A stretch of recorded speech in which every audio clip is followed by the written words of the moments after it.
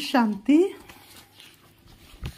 31 अगस्त 2024 प्रातः मुरली ओम शांति बाप दादा मधुबन। आज बाबा ने सुनाया, मीठे बच्चे, याद के साथ साथ पढ़ाई पर भी पूरा ध्यान देना है। याद से पावन बनेंगे और पढ़ाई से विश्व का मालिक बनेंगे। मीठे बच्चे, याद के साथ साथ पढ़ाई पर भी पूरा ध्यान देना है। याद से पावन बनेंगे और पढ़ाई से विश्व का मालिक बनेंगे। आज की मुरली से बाबा ने प्रश्न किया है, स्कॉलरशिप लेने के लिए कौन सा पुरुषार्थ जरूरी है? स्कॉलरशिप लेने के लिए कौन सा पुरुषार्थ जरूरी है?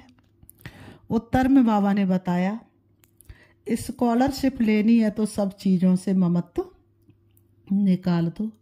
धन, बच्चे, घर आदि कुछ भी याद ना आए, सी बाबा ही याद हो पूरा स्वाहा, तब ऊंच पद की प्राप्ति होगी। बुद्धि में ये नशा रहना चाहिए कि हम कितना बड़ा इम्तहान पास करते हैं, हमारी कितनी बड़ी पढ़ाई है, और पढ़ाने वाला स्वयं दुख हरता सुख करता बाप है। बाबा ने कहा वह मोस्ट बिलवेड बाबा हमें पढ़ा रहे हैं, वह मोस्ट बिलवेड श्री बाबा हमें पढ़ा रहे हैं। ओम शांति। आज बाबा ने कहा, रूहानी बाप रूहानी बच्चों को समझाते हैं। रूहानी बाप रूहानी बच्चों को समझाते हैं, पढ़ाते हैं तो बच्चों को कितना फक्र होना चाहिए। बाबा ने कहा पढ़ाते हैं तो बच्चों को कितना फक्र होना चाहिए। बाबा कहते हैं पढ़ती तो आत्मा है ना, आत्मा संस्कार ले जाती है, शरीर तो राख हो जाता है, तो बाप बैठ बच्चों को पढ़ाते हैं। आत्मा समझती है, हम पढ़ते हैं, योग सीखते हैं। बाप ने कहा है, याद में रहो तो तुम्हारे पाप कट जाएंगे। पतित पावन तो एक ही बाप है। ब्रह्मा विष्णु शंकर को पतित पावन थोड़े कहेंगे, लक्ष्मी नारायण को कहेंगे नहीं।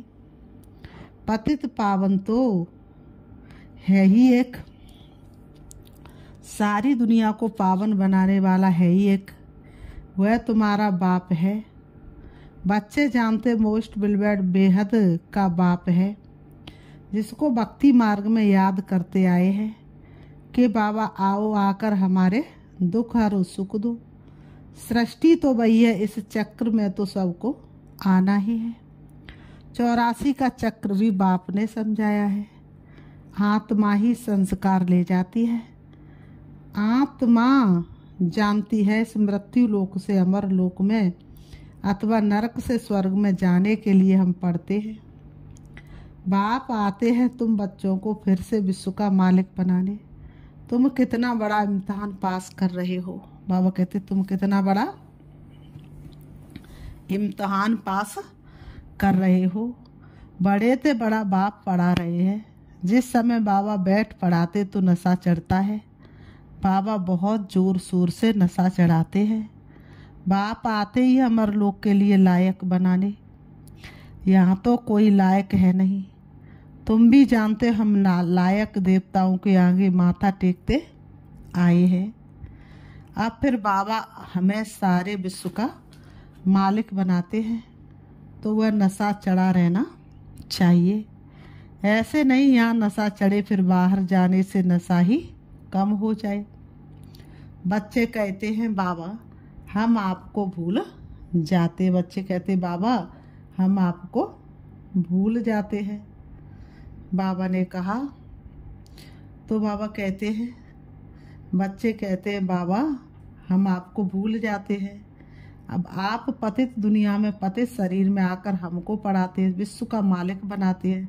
तुम बच्चे विश्व की बादशाही की बहुत बड़ी लॉटरी लेते हो, परंतु तुम हो गुप्त। तो ऐसी ऊंच पढ़ाई पर अच्छी रीति ध्यान देना चाहिए।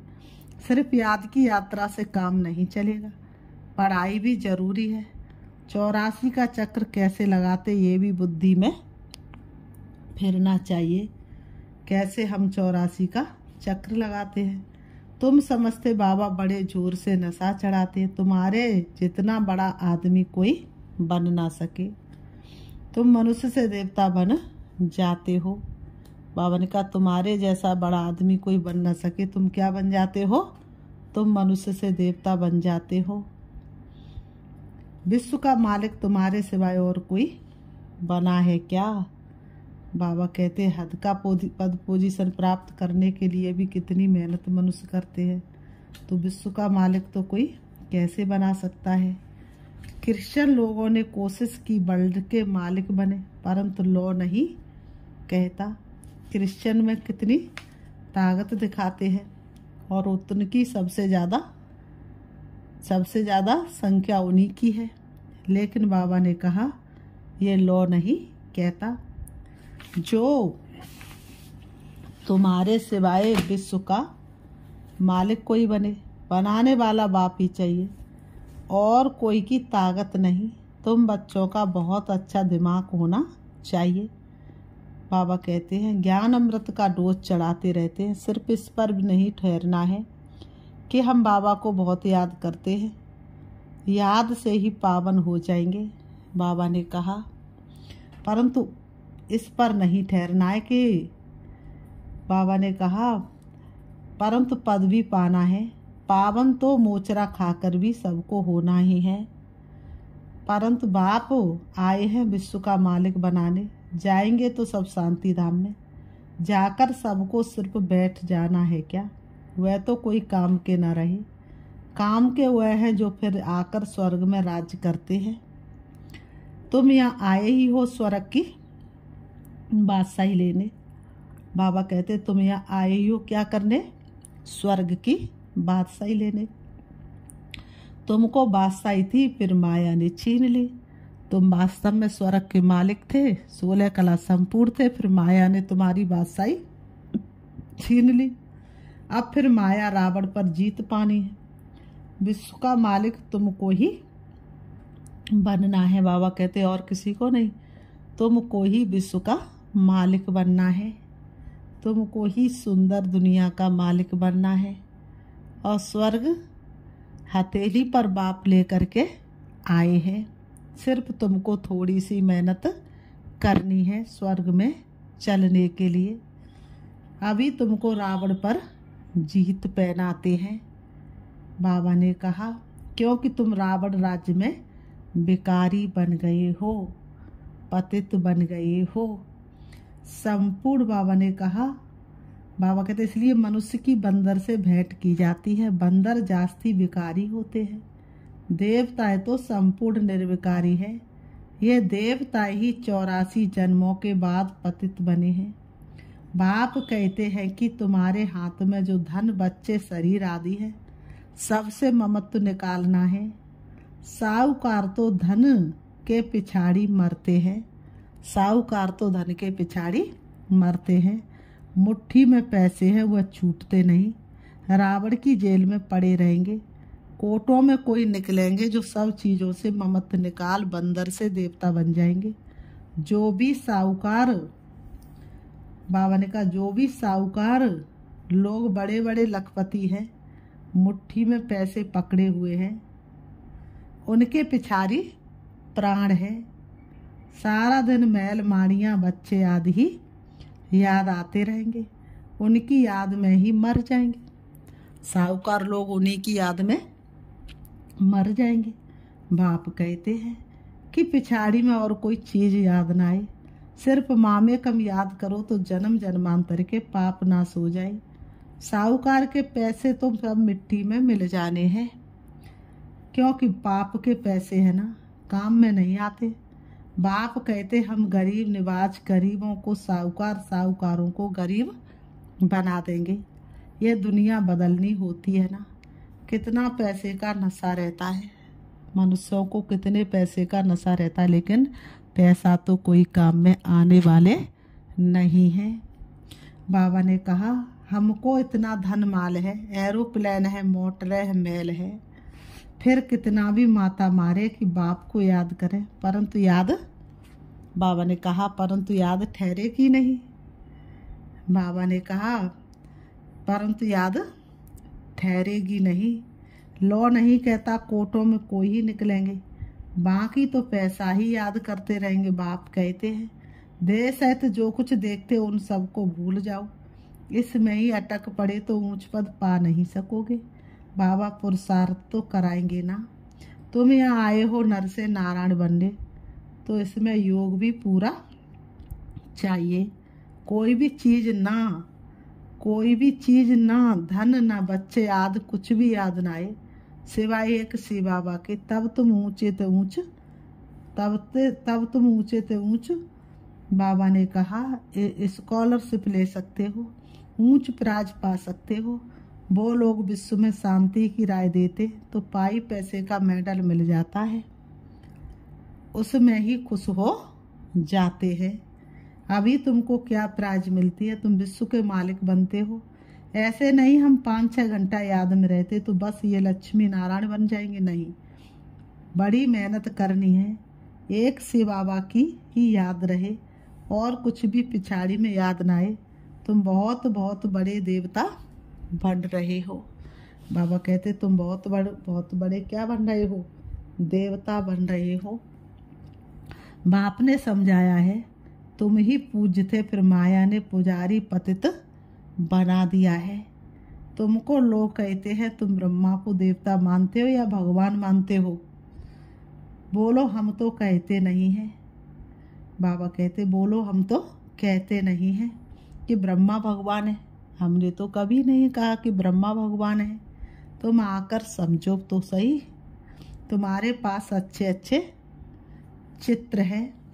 बाबा ने कहा त्रिमूर्ति गोला झाड़ का चित्र सबसे नंबर 1 है। शुरुआत के यही 2 चित्र हैं, यही तुम्हारे बहुत काम में आने के हैं। लक्ष्मी नारायण का चित्र तुम विलायत में ले जाओ। बाबा ने कहा लक्ष्मी नारायण का चित्र तुम विलायत में ले जाओ, उनसे तो ज्ञान उठा नहीं सकेंगे। सबसे मुख्य चित्र कौन सा है? बाबा ने कहा लक्ष्मी नारायण का चित्र विलायत में ले जाओ, लेकिन लक्ष्मी नारायण के चित्र से तो कोई ज्ञान उठा नहीं सकेंगे। तो सबसे मुख्य चित्र है त्रिमूर्ति गोला और झाड़, उसी में सारा ज्ञान का राज समाया हुआ है। इसमें दिखाया गया है कौन कौन कब आते हैं, आदि सनातन देवी देवता धर्म कब खत्म होता है, फिर एक धर्म की स्थापना कौन करते हैं और सब धर्म खलास हो जाते हैं। सबसे ऊपर में है शिव बाबा, फिर ब्रह्मा सो विष्णु, विष्णु सो ब्रह्मा। ये समझानी है ना, उसके लिए ही चित्र बनाए हैं। बाकी सूक्ष्म वतन तो सिर्फ साक्षात्कार के लिए माना जाता है। बाप रचयता है पहले सूक्ष्म वतन का, फिर स्थूल वतन का। ब्रह्मा देवता थोड़े ही हैं। बाबा ने कहा ब्रह्मा कोई देवता थोड़े ही हैं। बाबा ने कहा ब्रह्मा कोई देवता नहीं है, विष्णु देवता है। बाबा कहते उसके लिए ही चित्र बनाए हैं। बाकी सूक्ष्म वतन तो सिर्फ साक्षात्कार के लिए माना जाता है। बाप रचयता पहले सूक्ष्म वतन का, फिर स्थूल वतन का। ब्रह्मा देवता थोड़ा ही है, विष्णु देवता तुमको साक्षात्कार होता समझाने के लिए। प्रजापिता ब्रह्मा तो यहाँ है ना, ब्रह्मा के साथ है ब्राह्मण, सो फिर देवता बनने वाले हैं। देवता है तो सजे हुए रहते हैं, इनको फरिश्ता कहा जाता है। फरिश्ता बनकर फिर आकर देवता पद पाएंगे, गरम महल में जन्म लेंगे। दुनिया बदलती रहती है, आगे चलकर तुम सब देखते रहेंगे। अच्छे मजबूत हो जाएंगे, बाकी थोड़ा समय है। तुम आए हो नर से नारायण बनने के लिए, फेल होते तो प्रजा बन जाते। सन्यासी आदि ये बातें समझा न सके, गाते राम राजा राम प्रजा, राम साहूकार है। फिर वहाँ धर्म की बात हो कैसे सकती? ये सब भक्ति मार्ग की बातें हैं, इसलिए गाया जाता झूठी माया झूठी काया, झूठा सब संसार है। वास्तव में इस झूठे संसार में तो रहते हुए बाप को याद करके अपना भाग्य जमा करना है। सतयुग की तैयारी में लगे रहना है। माया 5 विकारों को कहा जाता है, ना कि धन को। धन को तो संपत्ति कहा जाता है। मनुष्यों को ये भी पता नहीं है कि माया किसको कहा जाता है। मनुष्य तो ये भी नहीं समझते वास्तव में माया कौन है। वो तो धन को ही माया समझ लेते हैं। ये बाप मीठे मीठे बच्चों को समझाते हैं। बाप कहते हैं बाप कहते मैं परमात्मा तुमको अपने से भी ऊंच विश्व का मालिक बनाता हूँ। अपने से ऊंचा बनाने वाले बाबा, अपने से आगे बढ़ाने वाले बाबा। धन्य है भाग्य हमारे जो हमको पढ़ाते हैं। तो बाबा ने कहा तुम पढ़ रहे हो ना, तुम इस समय बाप से पढ़ रहे हो ना, मनुष्य से देवता बनने की पढ़ाई पढ़ रहे हो ना। तो बाबा ने कहा तुम इस समय पढ़ रहे हो। बाबा कहते कितनी ऊंची पढ़ाई है। मनुष्य से देवता की ये करत न लागी बार। किस समय का गायन? इसी समय का गायन है। देवताएं होते सतयुग में, मनुष्य होते कलयुग में। तुम अभी संगम पर बैठ मनुष्य से देवता बन रहे हो। कितना सहज बताते हैं, पवित्र जरूर बनना है। तो बाबा ने कहा विश्व का मालिक बनाता हूँ। तुम पढ़ रहे हो, कितनी ऊंची पढ़ाई है। मनुष्य से देवता की ये करत न लागी बार। बाबा कहते हैं तुम अभी संगम पर बैठ मनुष्य से देवता बन रहे हो। कितना सहज बताते हैं। पवित्र जरूर बनना है तो प्रजा भी जरूर बहुत बनानी है। कल्प कल्प तुम इतनी प्रजा बनाते हो जितनी सतयुग में थी। सतयुग तो अब नहीं है, फिर होगा। ये लक्ष्मी नारायण विश्व के मालिक होंगे। चित्र तो है ना। बाप कहते ये ज्ञान तुमको अभी देता हूँ, फिर प्राय लोप हो जाता है। फिर द्वापुर से भक्ति शुरू होती है, रावण राज्य आ जाता है। तुम विलायत में भी ये समझा सकते हो कि सृष्टि का चक्र कैसे फिरता है। लक्ष्मी नारायण के चित्र से और धर्म वालों का तो कनेक्शन है नहीं। इसलिए बाबा कहते ये त्रिमूर्ति और झाड़ है मुख्य चित्र। ये बहुत फर्स्ट क्लास है। झाड़ और गोले से समझ जाएंगे ये धर्म कब आएंगे, क्रास्ट कब आएगा। आधा में है वह सब धर्म, बाकी आधा में हो तुम सूर्यवंशी चंद्रवंशी। 5000 वर्ष का खेल है। ज्ञान भक्ति वैराग्य। ज्ञान है दिन, भक्ति है रात, फिर बेहद का वैराग्य होता है। तुम जानते ये पुरानी दुनिया खलास हो जानी है तो इनको भूल जाना है। पतित पावन कौन है ये भी सिद्ध करना है। दिन रात गाते हैं, गाते रहते पतित पावन सीताराम। गांधी भी गीता पढ़ते थे, वह भी ऐसे गाते थे, हे पतित पावन सीताओं के राम। क्योंकि तुम सब सीताएं ब्राइड सोना, बाप है ब्राइड ग्रूम। फिर कह देते रघुपति राघव राजा राम। अब वह त्रेता का राजा है, सारी बात ही मुझा दी है। सब ताली बजाते गाते रहते हैं। हम भी गाते थे। 1 वर्ष खादी का कपड़ा आदि पहना। बाप बैठ समझाते हैं कि ये भी गांधी का फॉलोअर बना था, इसने तो सब कुछ अनुभव किया है। बाबा ने कहा फर्स्ट सो लास्ट बन गया, अब फिर फर्स्ट बनेगा। तुमको कहते हैं जहाँ तहाँ ब्रह्मा को बिठाया है, ये भी समझाना चाहिए। अरे झाड़ के ऊपर खड़ा है, कितना क्लियर है। ये तो पतित दुनिया के अंत में खड़ा है।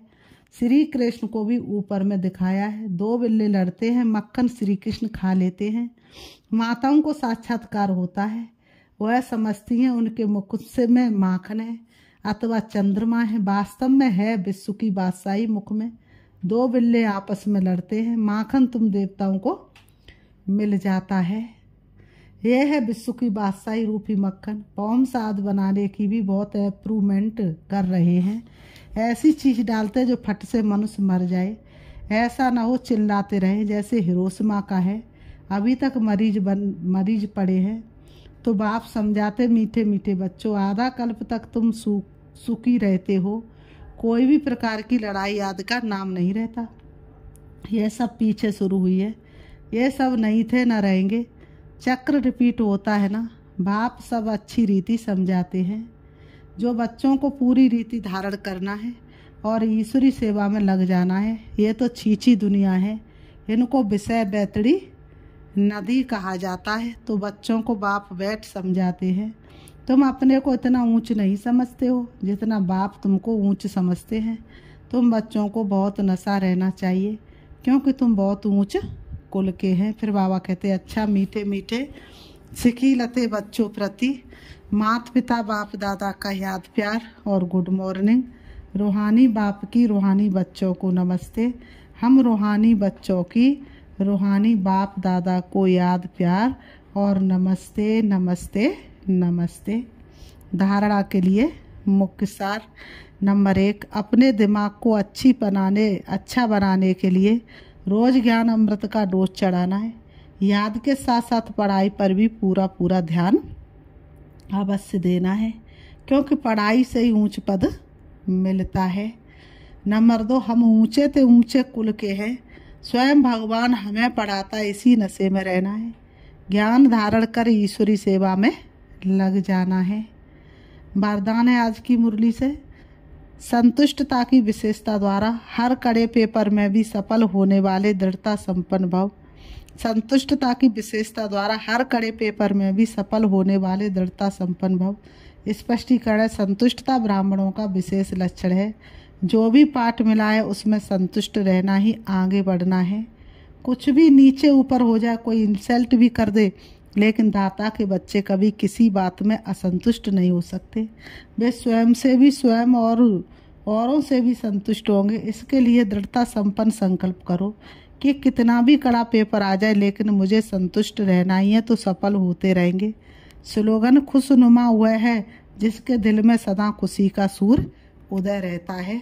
खुशनुमा हुआ है जिसके दिल में सदा खुशी का सूर उदय रहता है। अच्छा, ओम शांति, ओम शांति।